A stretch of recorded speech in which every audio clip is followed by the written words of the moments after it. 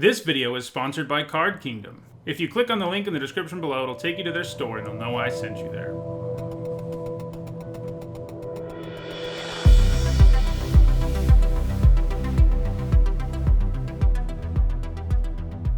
Hello everyone, I'm Nitsa Hone, and it is Wednesday, so that means it's time for another MTG Top 10. This is a series where I look at the competitive history of cards and rank them based on how they have performed. Today we're looking at alternate win conditions. You can, of course, win a game of Magic by getting your opponent's life down to 0, or by your opponent drawing a card when they have no cards left in their library, but there are a few cards that win you the game or make your opponent lose the game as part of their effect. Those are alternate win conditions. In all, there are 28 cards that have the words "you win the game" on them and 10 that say your opponent loses the game. In this video, we'll be looking at the alternate win condition cards that have done the most at Magic's highest level of competition. Before we get started, a quick reminder on how I score cards in these videos. Pro Tour, Players Tour, and Mythic Championship top 8s are worth 2 points, as are Legacy or Vintage Championship top 8s. Grand Prix or Magic Fest top 8s are worth 1 point. Alright, let's get to number 10. At number 10, it's Battle of Wits. This is one that most people would probably assume is in the wacky and hard to pull off category, but believe it or not, a Battle of Wits deck was piloted to a Grand Prix top 8 by none other than Huey Jensen back in 2002, near the beginning of his Hall of Fame career. Battle of Wits is a challenging one to build around because, in theory at least, building such a big deck should mean that it is woefully inconsistent and, how do you have any hope of drawing the Battle of Wits anyway? Huey's deck is basically a control deck. Of the 244 cards in it, only 4 were creatures, but there are 112 instants and sorceries, all of which help you rip through your library or interact with your opponent's board. The deck really sought to win with Battle of Wits. It didn't have any other way to win, so finding one with tutors or draw spells was the main plan. Obviously enough, the deck was amazingly consistent, given that it managed the top 8. However, it is no surprise that Battle of Wits hasn't done anything since then. It's just too challenging to build a deck that can make it work, and challenging to shuffle that deck too. At number 9, it's Door to Nothingness. Like Battle of Wits, this only has a single Grand Prix top 8, and similarly, it also seems like it would take a miracle to pull it off. However, the one top 8 it managed was in a 5-color control deck. The deck had other win conditions. It ran creatures like Thragtusk and Gristlebrand, but there was also a singleton Door to Nothingness. The deck ran Chromatic Lantern to support the 5 colors, and the Lantern could make it surprisingly easy to win in the late game with your Door to Nothingness. This deck was planning on making the game go long anyway, and the door gave you a win condition that didn't involve you having to attack your opponent or anything like that. At number 8, it's Maze's End. Unlike Door to Nothingness and Battle of Wits, Maze's End doesn't have any points from being a main deck card. However, it was a sideboard card in a deck that managed the top 8 at Pro Tour's Dragon Maze in 2013, which was Return to Ravnica block constructed. The deck was mostly a 4-color deck built around Deadbridge Chant, but Maze's End was in the sideboard and could be brought in against control decks, which were a huge chunk of the metagame. While Maze's End is insanely slow, it also can't be interacted with by a control player. Their counter magic and other forms of interaction become useless against Maze's End, which will eventually win you the long game if your opponent doesn't do something to win the game themselves. Pro Tour Dragon's Maze actually featured a few decks that had Maze's End as a main board plan too, though none of them managed the top 8.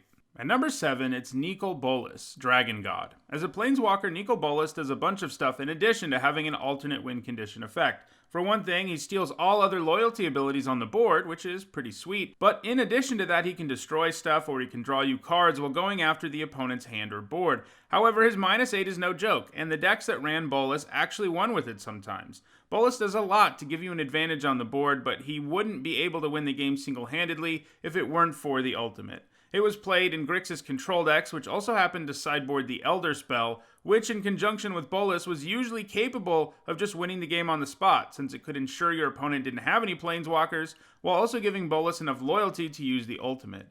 Nikobolas is still legal in Standard now, and can certainly add to its score in the future. At number 6, it is Test of Endurance. Have you ever built a deck that could gain infinite life, but you were lacking a win condition? Well, Test of Endurance has you covered. Between 2004 and 2005, there was a life gain combo deck in Extended.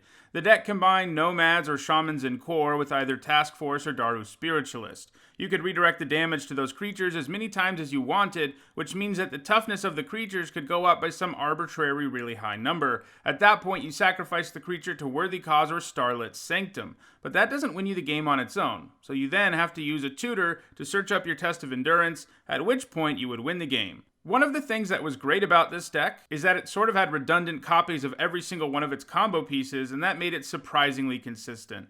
It was a real force and extended for a couple of years, but it hasn't done anything since then. At number 5, it's Laboratory Maniac, which wins you the game when you try to draw a card from an empty library, which is an extra weird alternate win condition, since normally you would lose in that scenario.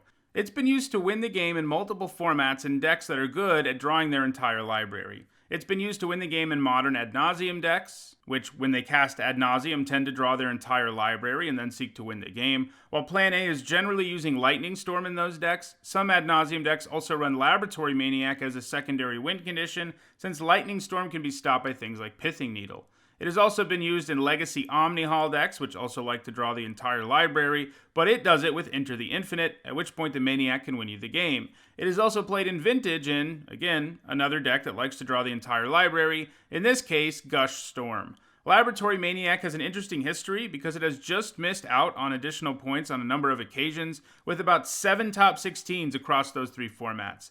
Maniac will always be a useful card for certain combo decks, so it seems likely it could get more points going forward.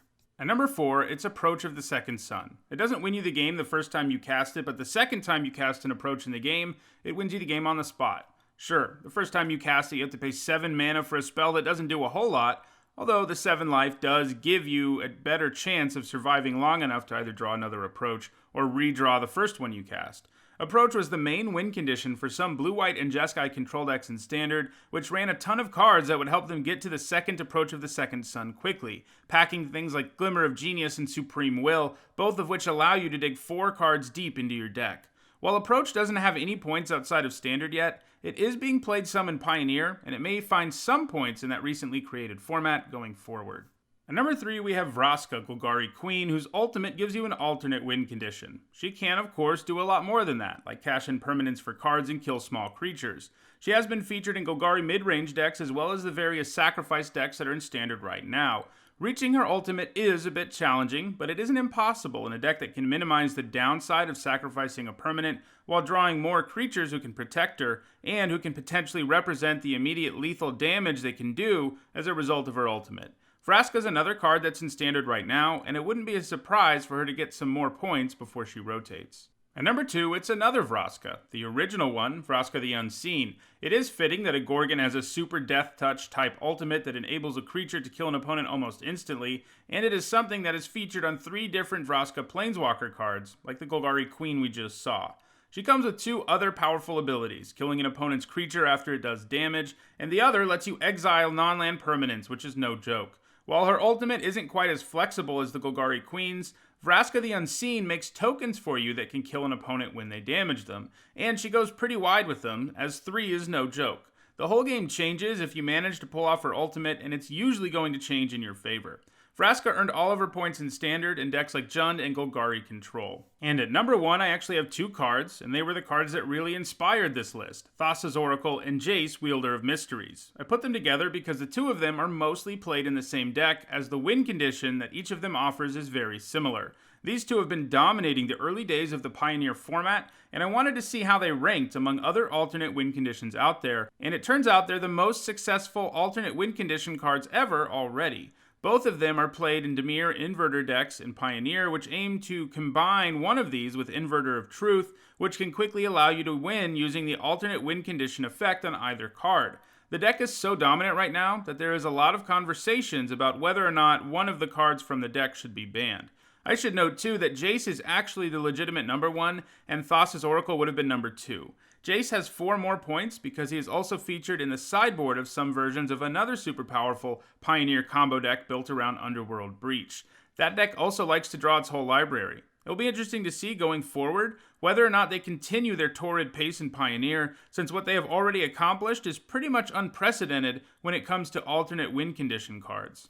Well, that does it for this MTG Top 10. If you enjoyed this video, don't forget to like it and share it so that others can enjoy it too. If you want to make sure you catch future MTG Top 10s, don't forget to subscribe, and if you need to catch up on the ones I've already done, you should see the playlist on your screen now. Thanks for watching.